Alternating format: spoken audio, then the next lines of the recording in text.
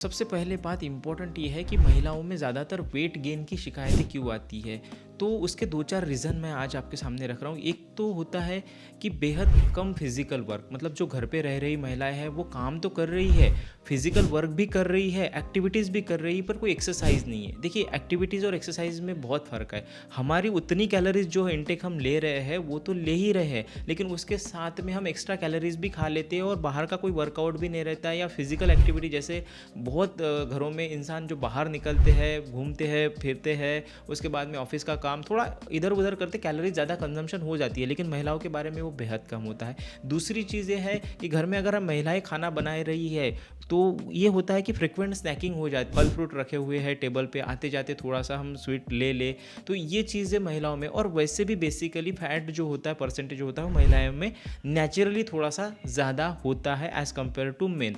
तो ये चीज़ें हैं। और सबसे इम्पोर्टेंट चीज़ मैंने जो देखी है वह है हार्मोनल इम्बैलेंस। कोई भी चीज़ को महिलाएं जो है वो पकड़ के रखेगी, किसी बात पे किसी को बोल दिया, ये नेचुरल इंस्टिंक्ट होता है, ये ऐसा नहीं, तो वो होता ही होता है। और ख़ासकर फर्स्ट बर्थ या सेकंड बर्थ के बाद में तो बहुत ज़्यादा महिलाओं में देखा है कि इमोशनल ये होता है और तब जाके वेट ट्रिगर होता है। तो ये 4-5 चीज़ें जो है महिलाओं में सबसे ज़्यादा देखा है कि वो वेट गेन के। तो इसको अगर टैकल करना है तो खास करके क्या, जैसे फ्रिक्वेंट स्नैकिंग है तो हमें क्या करना है, जब हम भूख लगेगी तभी हमको वो खाना है।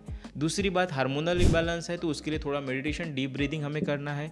तीसरी इंपॉर्टेंट बात कि हमें थोड़ा सा फिजिकल वर्कआउट, जैसे 5000 स्टेप हो गया, सुबह का वॉकिंग हो गया, जिम हो गया, योगा हो गया, ये महिलाओं के लिए स्पेशली वरदान है अगर वो करती है तो।